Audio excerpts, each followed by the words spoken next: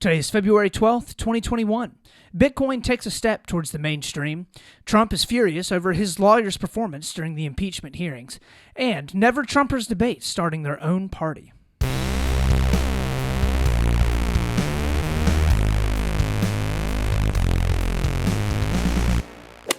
Welcome back, Split the Difference friends and Split the Difference family. We got another fantastic episode for you here today, bringing you all that good stuff from the left and all that good stuff from the right, and of course, finding that sweet, sweet truth that lies right there in the middle. It is out by popular demand. Everybody's been asking me, Austin, I want you to produce the best podcast that you've done so far. And y'all, we've done it today, here today. Believe it or not, we have the best podcast that we have done. So if you are interested in looking at the hypocrisy on both sides, the good stuff on both sides of the aisle, trying to parse through all the divisiveness that is in modern day politics and look at stuff with an educated view, right? Trying your best to hold your opinions and hold them strongly, but not demonizing the other side of the aisle, then this is the place for you. Come along with us as we hop on into our first story of the day, story number 1. So, first story of the day, Bitcoin. So as many of you have probably been reading in the news over the past couple weeks, or really even the past couple of years, Bitcoin is getting a lot of talk, okay? I mean, a ton of talk. And a lot of it is because the value of it has absolutely exploded over the past couple of weeks. Well, past couple of months, right? And I mean, if you look back to like 2014, Bitcoin was trading at like $300, something like that, maybe $400 a coin. The last time that I checked, it is tens of thousands of dollars, right? It was up to like 40 grand a week or so ago. Crazy sauce, okay? It's basically going all over the place. More and more people are starting to invest in it. There actually are a ton of other cryptocurrencies as well that have been doing well, notably Dogecoin, which is a total meme of a cryptocurrency, but it has been created and people are buying into it, and a lot of people are actually making a lot of money on it as well. It was pushed a little bit by Elon Musk, which everything that he touches turns to gold. So a lot of people are looking at Bitcoin and they're basically saying this is the currency of the future. I think that this is going to continue to increase in value. It's going to increase in it, basically the amount of people that are using it for everyday transactions. I want to invest in it, get in on it now, and I want to invest in infrastructure that, would be able to support Bitcoin as well. So one of those people that is making the push towards making Bitcoin completely, just out in the open, everybody knows that everybody can invest in it, anybody can do whatever they want with it, is actually BNY Mellon. Okay, so America's oldest bank came out and announced that they would now be allowing for its investors to buy and to sell Bitcoin through their brokerage, okay? They're basically working now to set up the infrastructure to be able to process Bitcoin transactions or buying and selling of the cryptocurrency for any of their asset management clients that would want to do it. Basically, they've realized a lot of people are wanting to get involved in Bitcoin and any other type of cryptocurrency, right? Many large banks have been very, very maybe cautious is the best word about getting into any type of cryptocurrency trading because of the, incredible lack of regulatory oversight. So, like many of you know, politics is always downstream from culture. It's downstream from things that are happening in the country, right?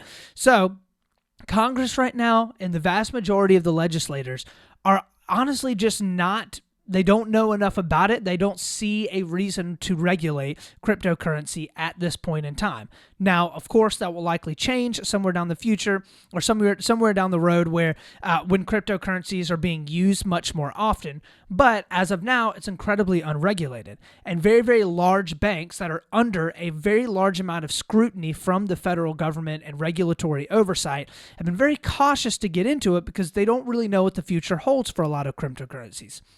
But BNY Mellon, an incredibly large investment bank, decided, you know what? We're going to go ahead and do it. We're going to open it up. We're going to allow our asset management clients, if they want to be able to invest in Bitcoin. This is absolutely monumental for cryptocurrencies. Okay, they're like one of the first really, really large institutional banks that has been willing to come out and be like, you know what? We're gonna figure out a way to make this happen for our clients because it looks like this isn't going away anytime soon, and there are a lot of people making a ton of money on it, and we want our clients to be some of the clients that are doing it, right? So a lot of the, I think, kind of fear around cryptocurrencies, the lack of knowledge around cryptocurrencies is slowly but surely kind of starting to change, okay? Although there probably still needs to be a little bit of explanation around it for a lot of my listeners. So real quick, I'm going to run through Bitcoin and blockchain because I'm sure you probably have heard of those, heard those words, heard those terms, and you kind of want to know what it is. So Bitcoin, what is Bitcoin? Bitcoin is basically the easiest way to put it is a cryptocurrency, right? So it is a currency that is not going to be held in a dollar form, right? Or you're not going to be able to actually hold a Bitcoin in your hand. It is all going to be done through a completely decentralized network of computers, and its value is going to change based upon, obviously, people that are buying and selling Bitcoin and the amount of transactions that are happening with it. So the purpose of cryptocurrency is basically to eliminate all need for banks or middlemen in transactions between people to another person, okay? So what is this? What does that even mean? All of that is done based upon the blockchain, okay? If you have questions about this or I don't explain this very well, there are a plethora of good YouTube videos that you can also look up as well that may help you in your understanding with really cool, interesting, cute little graphics that you can watch as well. I'm going to do my best to explain it here, though. So in simple terms, blockchain is a way to replace, and Bitcoin, cryptocurrency is a way to replace the need for banks. So right now, if you want to complete a transaction with, say, somebody in Australia, right, and you're living in America, in order for you to do that, you have to take your money and you have to put it into a bank, and then that bank then has to send that money to that person, right? Same vice versa, right? If they want to send anything to you, they have to put it into a bank. That bank then has to sometimes even communicate with your bank, and then from there, you are able to get the money that you are owed in order to complete a transaction. Blockchain and Bitcoin basically allows you to just send that money from you to that person without the need for a bank, okay? It allows you to complete transactions and money transfers from one person to another without the need of a third party. This is all done by decentralizing the transactions that take place. So, basically, if a transaction takes place between one person and another, computers all around the world use mathematical functions to encrypt and verify the transaction itself, okay? Once the transaction has been verified, all right, they know that a transaction has taken place between one person and another. That gets verified and it gets stored in the blockchain, okay? The blockchain, basically, in the simplest of terms, is just a gigantic ledger of every single transaction that has taken place, okay, within that blockchain.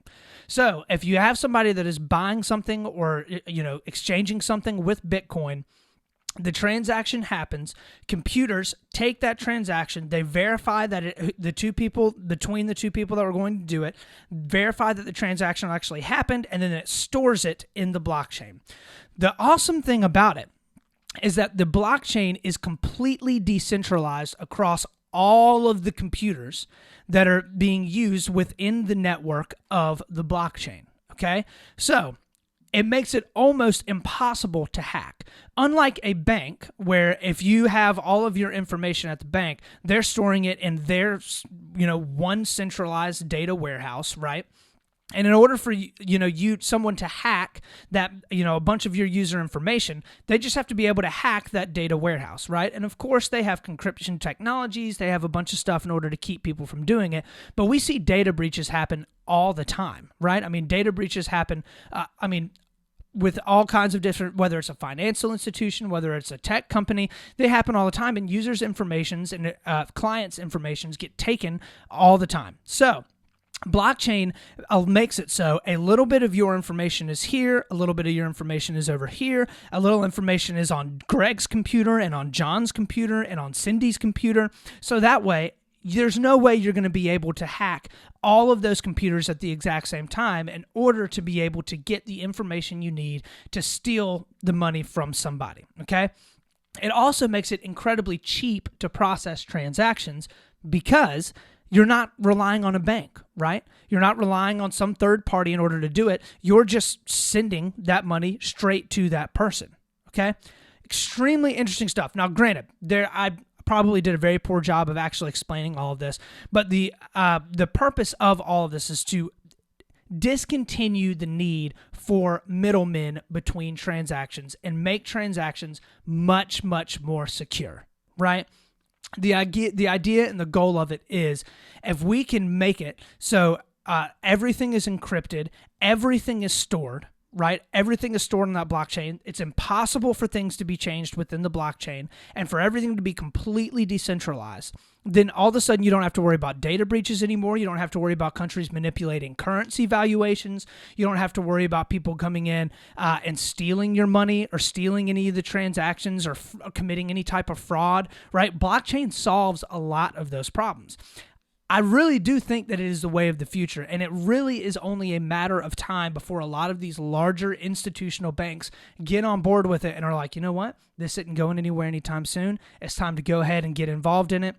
Try and make sure that we can get our stake in the claim early on as much as possible. So I would strongly advise going and looking up some videos, right? Look up some cool educational videos about Bitcoin and cryptocurrency in general. I am not an expert on it by any stretch of the imagination, but it is incredibly cool technology, and I really do think that here in the next 50 years, we're going to be looking around and all of us are going to have cryptocurrency wallets that are just kind of, that's the natural process of things. I think it's going to be for sure something that we're all going to be using. So with all of that having been said, that is the end of our first story of the day. Let's go ahead and hop on into our second story of the day, story number 2. So for our second story of the day, Donald Trump is not happy. Wah, wah. So understandably so, right? If you've been watching the impeachment hearings, oh my Lanta, Georgia. So Trump, as reported by a couple of different news sources, is not happy with his lawyer's performance over this past week at the beginning of the Senate impeachment hearings, okay? Totally understandable. They have performed incredibly poorly. And when I say bad, I mean like really, really bad, okay? If you've watched them, if you've watched any of the stuff, I've been watching a lot of it live throughout the day as I'm working and stuff, you can see a glaring difference between the Democrats and the arguments that they're making and Donald Trump's defense attorneys and the arguments that they're making. The Democrats are poised, they're collected, they're very, very well prepared, they're speaking very eloquently, they're actually putting their sentences together. Trump's lawyers look disheveled, ill-prepared, honestly confused at some points. Like, it honestly is embarrassing in a lot of ways. So, we're going to go ahead and watch through a little bit of, this is Bruce Castor, who I kind of made fun of a little bit on Wednesday as well, because he opened up everything that he was saying that he was Donald Trump, the prosecutor. Oh, man. So this is going to be actually a little bit longer. It's going to be about a 2-minute video, but it kind of outlines a good bit of kind of some of the different things that Donald Trump's lawyers have been saying. This one specifically, Bruce Castor. So let's take a listen to this now. If we go down the road that my very worthy adversary here, Mr. Raskin, asks you to go down, the floodgates will open. But the political pendulum will shift one day. This chamber and the chamber across the way will change one day. And partisan impeachments will become commonplace. So this is a Republican senator leaving right now. I said I'd be an impartial juror.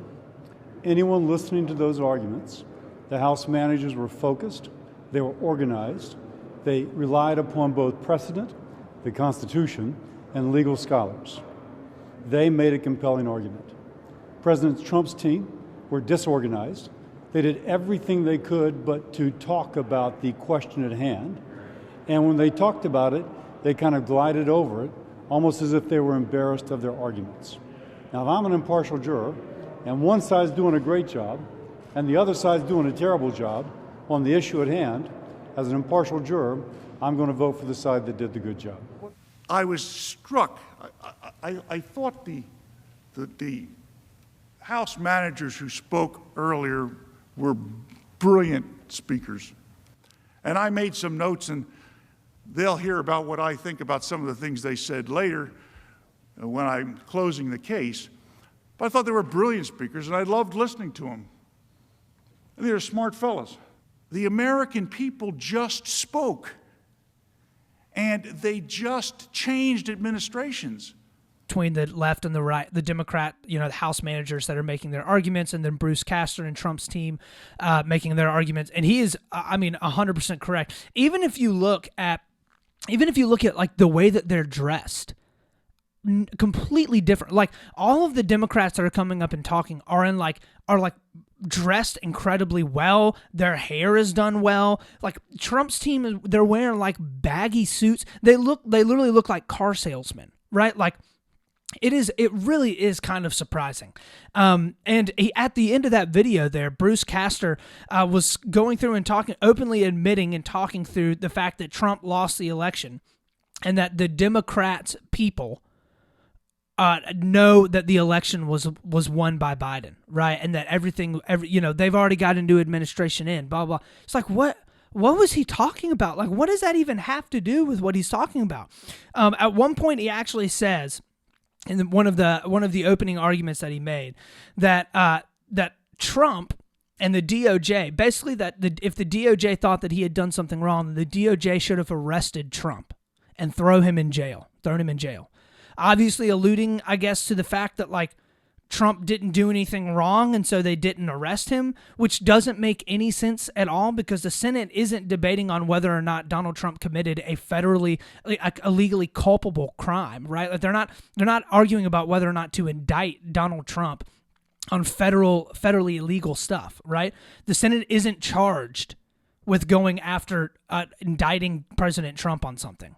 Right? Like the Senate is debating on whether or not they should impeach him and bar him from coming back into office. Really tough to watch, okay?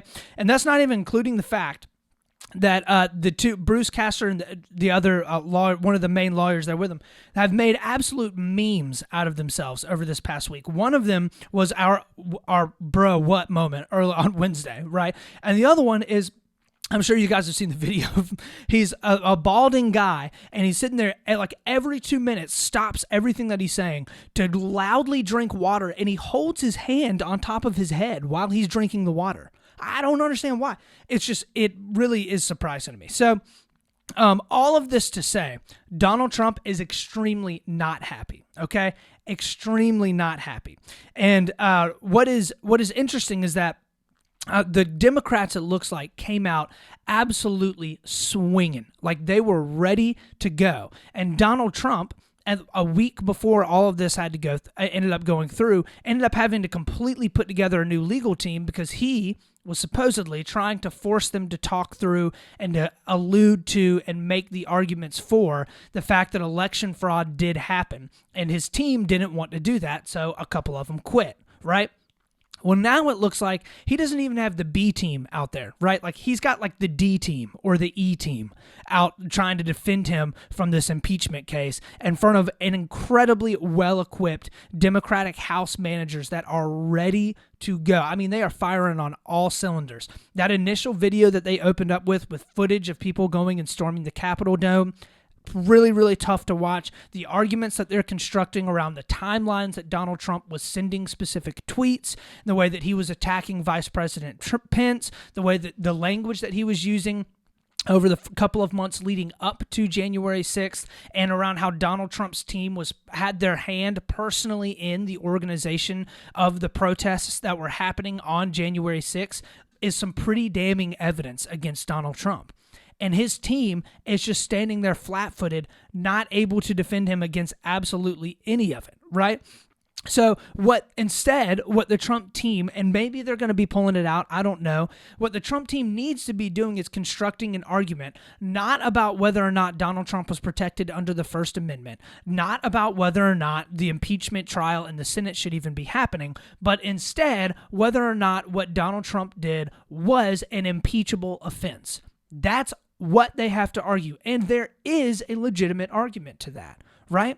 You can absolutely put together a sound argument that Donald Trump did not do anything that was worthy of impeachment, right? They can put together videos of Donald Trump saying over and over again that he thought that the protests needed to be peaceful, right? He didn't say it all that many times, not nearly as many times as he said the word fight, right? But you can talk through about the definition of the word fight. You can talk through the use of emphatic language in order to illustrate a point.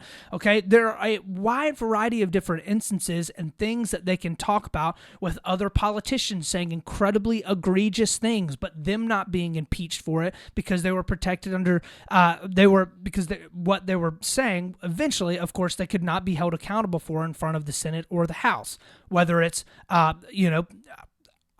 Alexandria Ocasio-Cortez within the past 3 weeks accusing somebody of trying to get her murdered, right? Whether it's Maxine Waters talking about it's okay to go out and commit violence against Republicans, right? There are plenty of scenarios that they can talk about where Democrats have said equally egregious things, but they have never been, of course, tried under an impeachment trial within the Senate or the House, right? There are plenty of different things. They weren't censured, nothing. Instead, they're not doing any of that. Literally, none of it is happening, okay? They're not countering any of the points of the Democrats. And it's really, really interesting, and Trump has a legitimate case for being upset right now because they are doing an incredibly poor job. So how all of this plays out, I'm not totally sure. At this point heading into it, and I've said over and over again, there's no way Donald Trump gets impeached because it'll get voted almost entirely along party lines. I still believe that, right? But with how poorly Trump's legal defense is putting together an argument right now, I wouldn't be surprised to see a couple more Republicans flip. I wouldn't. Now, will it be enough for the 17 in order to actually, impeach him? I don't know. But it's not looking good for Donald Trump and his team right now. Really is embarrassing. So with all of that having been said, that is the end of our second story of the day. Let's go ahead and hop on into our third story, story number 3. So, for the third story of the day, the Never Trumpers get together and debate on whether or not to start their own party. What? So, we've heard a lot about Trump wanting to break off and start his own party called the Patriot Party because all of his followers are patriots. So, it would basically be the goal of Donald Trump taking all the people that supported him wholeheartedly, had his back until the very end, and combating all the Republicans that did not have his back throughout all of it, and essentially splitting the Republican Party down the middle, right? Over the past 4 years, though, there have been a very core group of Republicans that have kind of refused to kowtow to Donald Trump's agenda. They have been like your Bill Kristols of the world or your John McCain's when he was still around, right? Your Mitt Romneys, those type of like more central, moderate, right of center Republicans that are like, you know what? I'm not going to fall in line with Donald Trump and his agenda.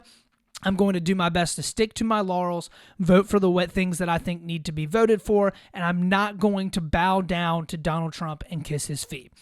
They, of course, got it absolutely excoriated by the Republican Party on many, many occasions.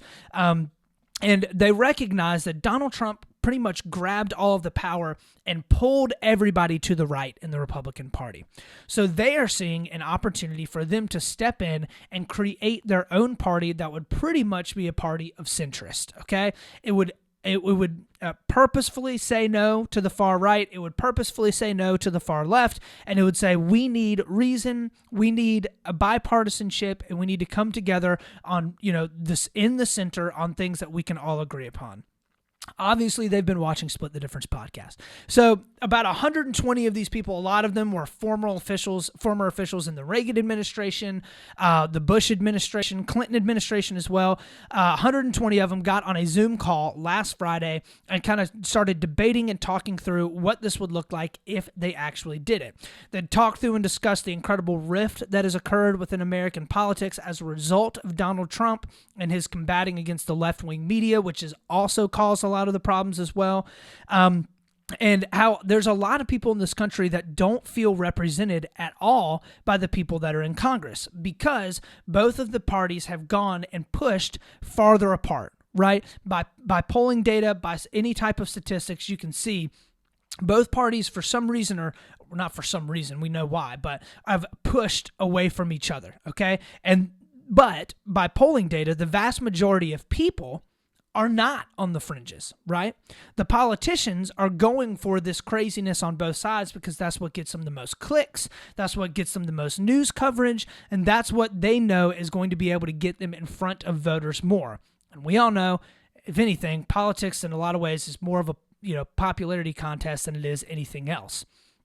So if they're getting in front of more people know their name, they're of course going to do better on the ballot. Even if people don't really, agree with everything that they say, they at least know their name and they've seen their face more than they've seen somebody else that would be running against them, right? That's the idea behind why a lot of these people are saying crazy stuff, politicians. So is there any legitimacy to this? Okay. Could a party step forward and be like, hey, we're going to be a center, maybe a bit right of center party that's going to come up and try to suck up a lot of these more moderate Republicans and Democrats? Personally, I think absolutely, okay? And I think that it would work for the exact same reason that the Patriot Party wouldn't work, okay? The Patriot Party would fall apart in and on itself for two reasons, okay? One, if Donald Trump's not there, nobody's voting on the Patriot Party ticket. Not going to happen. There are plenty of people that ran and campaigned with Donald Trump that were huge Trump fans, that Trump endorsed, that he was, all behind all the way, and they did absolutely horrible. Great example of that is Perdue and Loeffler, right, in Georgia. Donald Trump was down there campaigning with them all the time, endorsed both of them in huge ways. Both of them got absolutely snuffed at the ballot box. And it's because I think in a lot of ways there were people, a lot of the more independents and more moderates felt more willing to vote for Democrats because they knew that Donald Trump's name was attached to those people. And Donald Trump is way far right. Right? It's the same reason why a lot of people would be much more likely to go in and vote for a moderate Democrat like a Tulsi Gabbard over like an Alexandria Ocasio-Cortez or a Bernie Sanders, right? The reason why is because they're going to garner and gather a lot of that independent crowd. The Patriot Party would not do that. So that's my second reason. The Patriot Party is too far right. The vast majority of voters would not go for that. If anything, it would be just a portion of the Republican Party, which of course would then split the Republican ticket in half. Democrats would win in a landslide in pretty much every election that they went up against. So the reason why I think that this moderate party may actually work is because there are a lot of moderate Democrats that don't like and don't agree with a ton of the more progressive stuff that's happening within the Democratic Party, while at the same time not agreeing with a lot of the far right-wing stuff that's happening in the Republican Party. I am absolutely convinced, and data and polling shows, that the vast majority of people are moderate, much more moderate, okay? Now, there may be some people that are more single-issue voters, right, where, like, for example, a lot of Republicans would say, I'm not going to get on board with any politician, anything at all that says that abortion should be legal. Single-issue voter, right? But most people are not single-issue voters, okay? Most people are going to do their best to try look around and figure out what kind of jives with them best, and a lot of people vote much more emotionally, okay? So if you come out and you're like, listen, we want to push away from all of the craziness that's been happening on both sides of the aisle, I think that is going to be an incredibly compelling argument for a lot of people, especially a lot of the people that are sitting like a little bit more on that Democratic left-leaning side, right? That feel like, you know what, I voted for Joe Biden because I kind of felt like I had to. I didn't vote for Joe Biden because I thought that he was a great candidate. I just voted against Donald Trump. There are a lot of people that felt that way in this past election. And if there was a party for them that came in and was basically like, we're going to be okay with some of the more social policies on the left, we're going to try and embrace a little bit more of the fiscal and monetary conservatism on the right, and we're going to do our best to blend the best of both worlds, and we're going to sit right there in the center, there are a lot of people that would gravitate towards that, hand over fist if they could. I would be one of them. I am all for trying to find some type of bipartisan compromise in the center. I recognize that not everything can be solved by just sitting in the center, right? And that doesn't mean that you should ride the fence on every single issue. But what it does mean is that you can acknowledge the good and the bad on both sides and be okay with voting for and pushing candidates that are good, regardless of if they have a D or an R by their name on the ballot, right? So, I'm kind of looking into this as something that could actually happen, and it would be extremely interesting to see how Trump and a lot of the more far right-leaning Republicans would kind of react to this, because I think it would mix things up and shake things up a lot. Looking forward to see how this story kind of develops over the next coming months. So, with all of that having been said, that is the end of our show today, end of the last story, I should say. Let's hop on into our last segment, something that made me smile. So, something that made me smile this week was actually a podcast that I listened to. Many of you may or may not listen to the Joe Rogan podcast. It's obviously an incredibly popular podcast, but he had a specific podcast done that he put out this past week with Francis Ngannou, who is a UFC fighter and is from Cameroon, Africa. It was incredibly good. So interesting listening to Francis Ngannou talk through the strife and the struggle and the difficulty that he had to go to from leaving Africa, going all the way up through Nigeria and Niger and Algeria, and then eventually up into Morocco and trying to get from there into Spain. It was unbelievable to listen to him tell his story. I mean, absolutely harrowing journey that he took in order to be able to get on up into Europe, and how he felt like that was something that he needed or had to do in order to be able to get somewhere, to be able to bring himself out of a lot of the cyclical poverty that is present within Cameroon.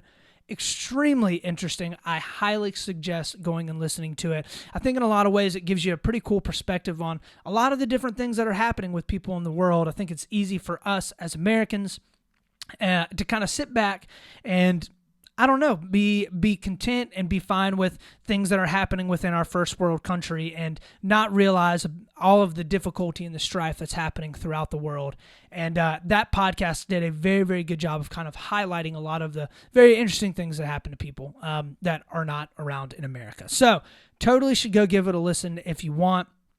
Very, very interesting story, and he's a really, really cool guy. Even if you're not into fighting, UFC fighting, it still is an incredibly interesting story. So with all of that having been said, that is the end of our story, or end of our show today. I want to thank you for stopping in, for checking us out. As always, y'all stop by on Instagram at Split the Difference Podcast. I'm on Facebook at Split the Difference, YouTube at Split the Difference, and of course, my website at Split the Difference with only one T. Check me out. Drop me some likes and subscribe, some 5-star reviews. All of that goes an incredibly long way. And to getting my name out there and hopefully getting more people to check in and to tune in and to listen in to what we have to say. I also would like to go ahead and just shamelessly plug, we've got another guest episode coming up here soon that will likely be dropping on Tuesday, same day as the last time we dropped it, and I think that y'all will really, really like our guest. She is very smart, she is very articulate, and she has a lot of incredible insights that many of you will enjoy and glean a lot from. So get ready to check that out next week as well. As always, y'all, remember we're going to do our best to stay level-headed, we're always going to be reasonable, and of course, we're going to split the difference. This is Austin Taylor.